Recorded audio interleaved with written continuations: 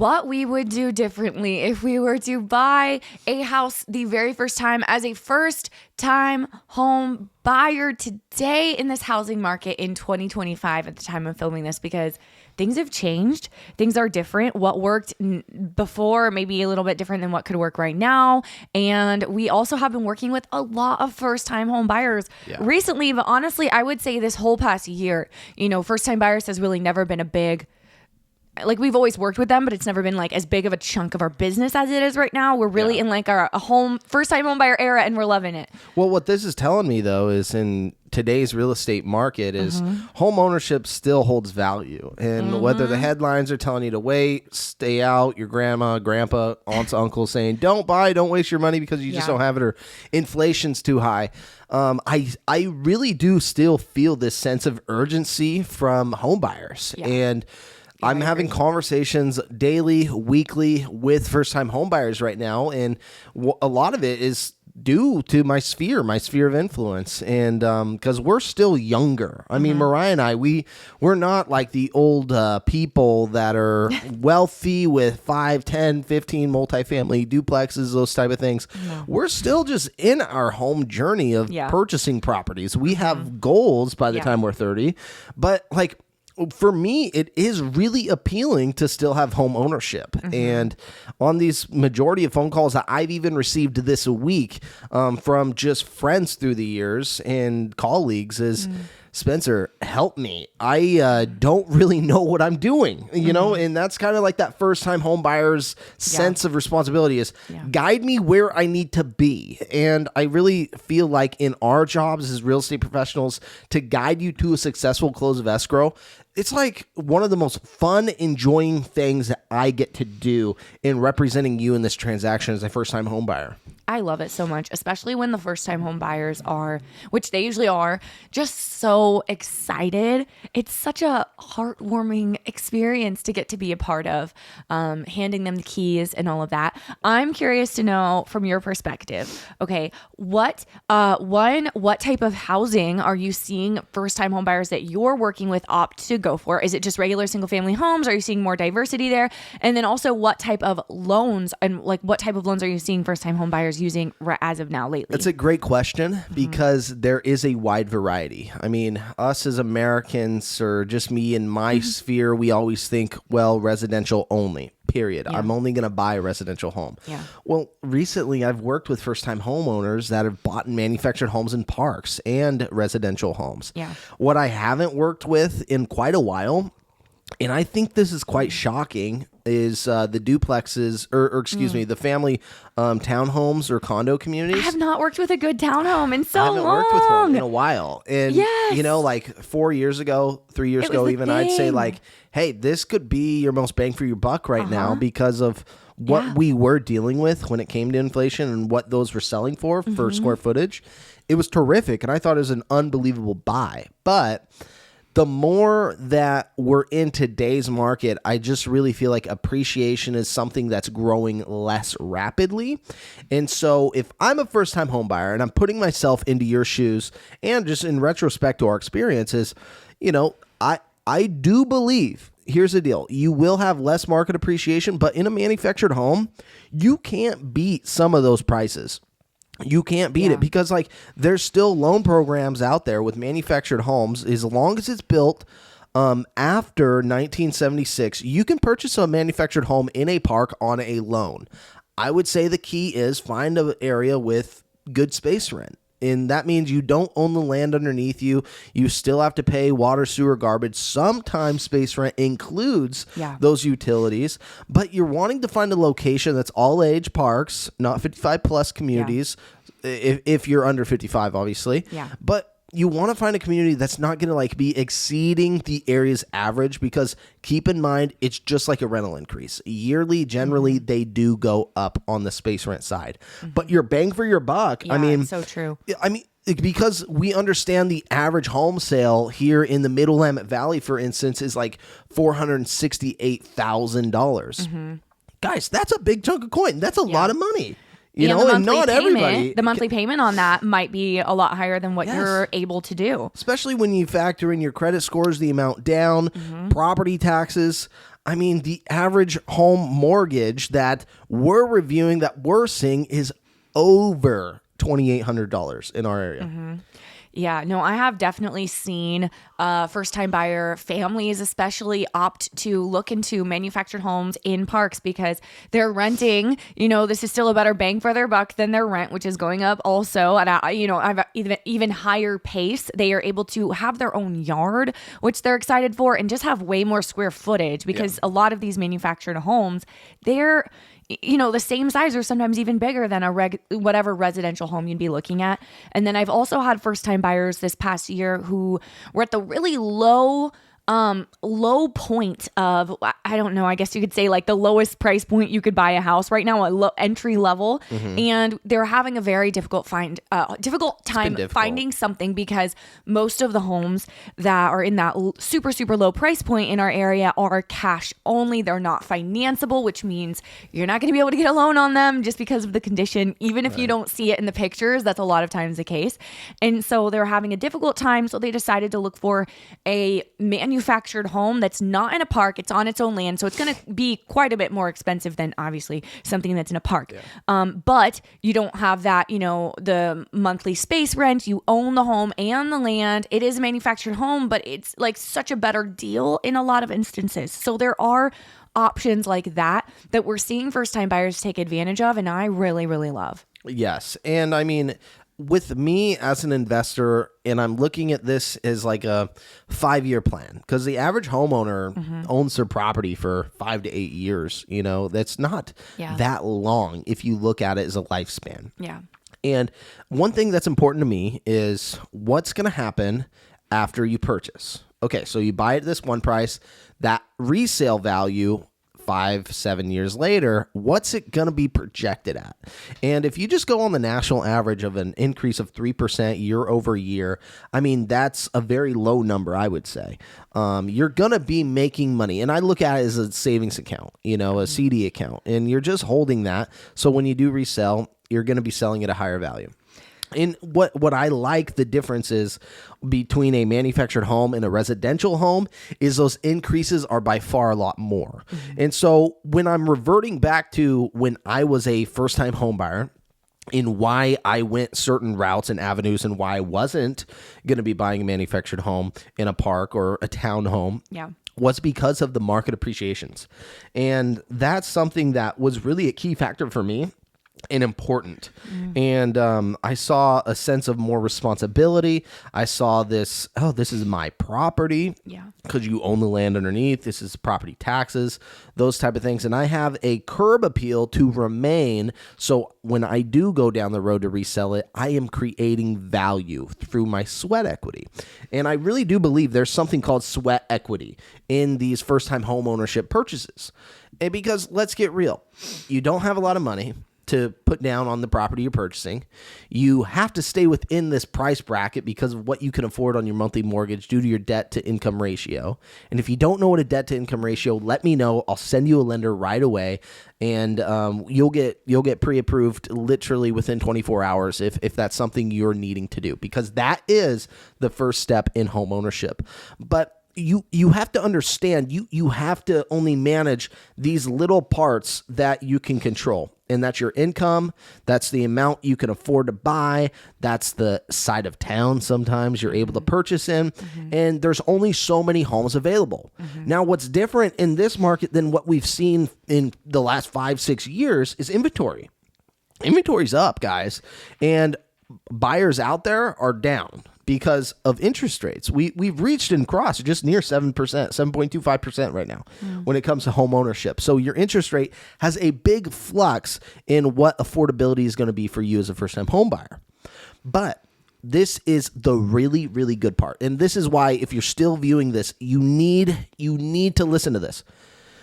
The negotiation side of your purchase is everything right now, because when you're not dealing in a multiple offer situation, aka a seller's market, you're able to get the deals. You're able to find these properties at a sales price that is near your max.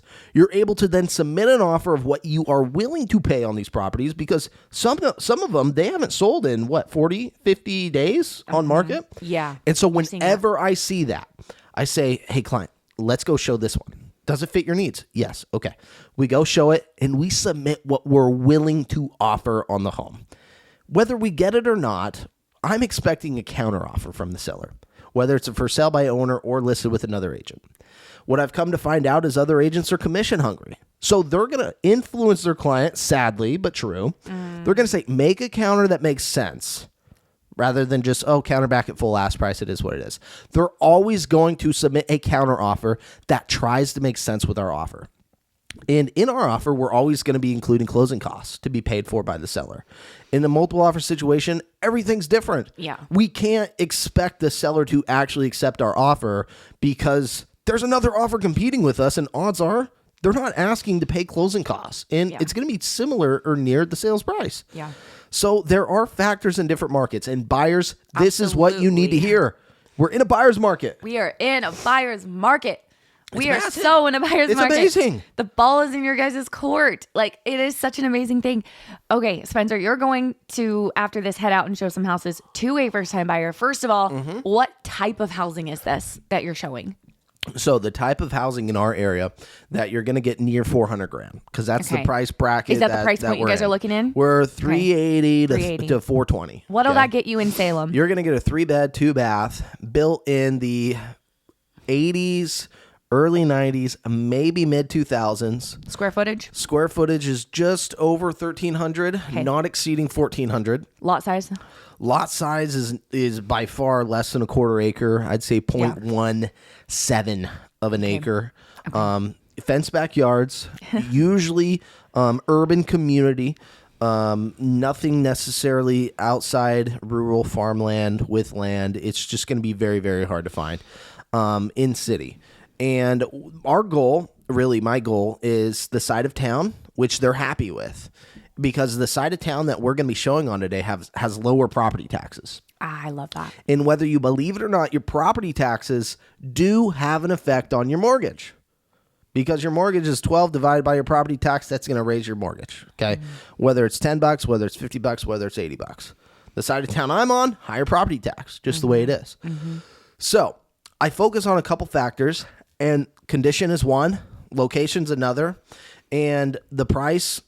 I mean, I'm negotiating, okay? I just came across a for sale by owner this morning. I was on my cold call list, and I saved this cold call for last. I actually sent them a text, and then I followed up that text with a phone call. And what I'm doing is this is an off-market property. I'm keeping this off-market property in my back pocket during the showings. My buyer does not know this right now because it's an off-market property. Okay. I don't have the set showing time yet scheduled, and that's why I got to hold in my back pocket. Okay. When you're dealing with for sale by owners, generally, you're going to be able to create a deal, and it's all about making their life easier and convenient. They've been hassled before, maybe in the past. Maybe they got all the experience in selling their homes and they just want to get it sold. They just want to get it sold. They want to get it sold and move on to their next thing. And so if I am able to manage as the broker to do the whole transaction, both ends for them, great. I'm going to do it. No legal fees, no lawyers. Awesome. And they don't have to hire a seller's agent. Yeah. And if I'm able to do that for you as a first-time home buyer, why wouldn't you take that opportunity? Only if the home fits. That's the key. So I'm going to plan to show them this for sale by owner property. And in my opinion, I think they're going to choose it. I think they're going to choose. You think they're going to choose the for sale by owner? I do. That they don't know about? Yes, because why? Because for sale by owners, you're not marketed to any buyers. Luckily, I'm an agent that does my job and wants to find my buyers a property. Is it a overall better property? It's a better property than the ones that you're showing? It's got a new roof, good replacement. Interior needs a little bit cosmetic updates. I didn't even Bigger notice. size lot. Okay. Yeah, the square footage on the lot is a lot bigger. And it's the side of town they're wanting to be in. It's an older couple. They've lived there for years. So that's a difference, though, in first-time home ownership and in somebody that has maybe purchase multiple properties is they don't understand the buying process. And so if you need to hear this buying process is first get pre-approved. Yeah. Get pre-approved with a lender. If you don't know a lender, I have 3 on speed dial. Let's have a conversation. I'm going to choose the best one that 3 I that you think, can trust, not yes. just 3 random lenders, because that's very No, important. here's the deal. I go with characteristics and what's going to be best for you and your situation and your job status and all those things. So that's why the initial phone call with us is so important. I just had one with a very good friend of mine, growing up wrestling buddy, and he said, Spence, I have no idea what I'm doing. And I said, okay, I'm going to help you. Which is something we hear very often. He didn't even know working that with first-time buyers, he didn't and that's know okay. how showings worked. He thought maybe I just call the guy on the side and they'll let me in. Yeah. Spencer, can you only show like your own listings? No, guys, I can show every listing across the whole state of Oregon. It is quite unbelievable to do that. It is quite unbelievable. But the fact that people don't understand that tells me there's an education process in the real estate industry that's needed. Yeah. And so as a first-time home buyer, you always want to call an agent you trust to represent you in the home purchase or the home sale. Yeah. And from there, they're going to guide you through their experience and get you where you want to be. I got a whole team in place. And so initial call, lending, we start showing homes, get the home, send us an offer. We work through an escrow period and get the home sold. That is the 5-10 second breakdown of a home sale. Yeah. But ultimately, I think there's a lot to discuss for your first-time homebuyer. But I think the most important discussion really is with your real estate agent you're selecting to work with. And it is so true, like you said, we guide you through the process, and it is very common for us to hear first-time buyers say, I have no idea what I'm doing, and that is totally fine. You don't have to know. That's what we're here for. We will, guide you every single step of the way and be your trusted resource. So before we end real quick, let's each just share what would we do differently if we were to buy? What's just one thing we were to do differently as a first-time buyer if we were to buy in 2025 today? Man, I would wait for the property that I truly do see myself living in for the next 5 to 7 years. Really? My first property, I knew. This is the difference, though. Yeah. My first property, I knew I was going to flip and resell. Yeah. Right now, I do feel like even though interest rates are higher, you're going to refinance this property within years of living in it. Yeah. So if your mortgage is right on the upper end at these interest rates, you're going to be just fine.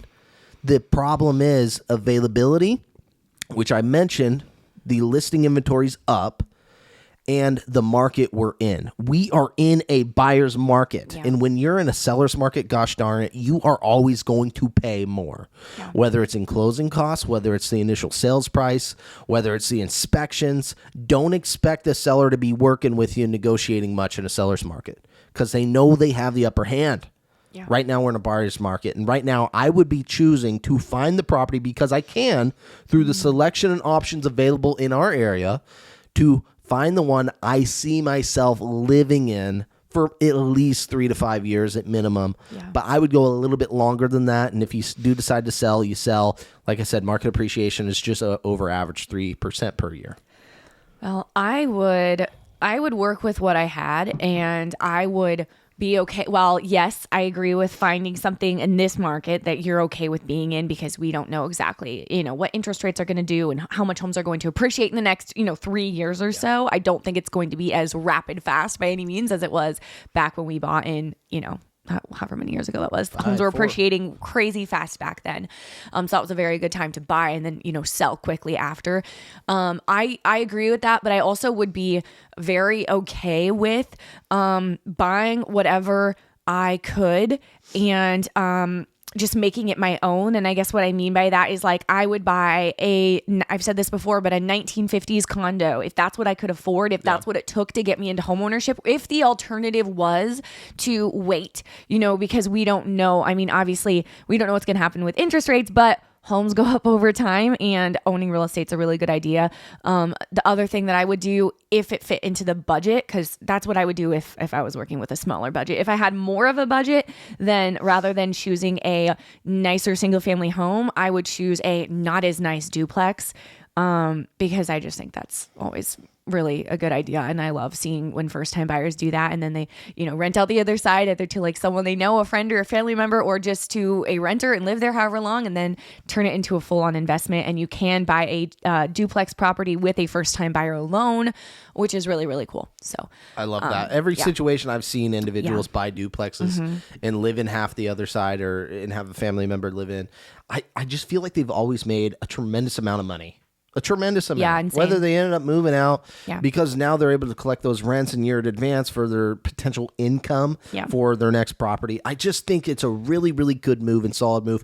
Not always open to everybody, but if it is an opportunity, VA homebuyers especially, that's something to consider. I really, really love it when people think outside of the box like that as a long-term investor, but also equity builder. All right. Thank you guys for hanging out with us today. We come on here every week. So if you haven't already, subscribe and hit the bell. And if you want to work with us to buy, sell, or invest in real estate in Oregon, feel free to reach out anytime. Our contact information is in the description, and we'll see you guys next week.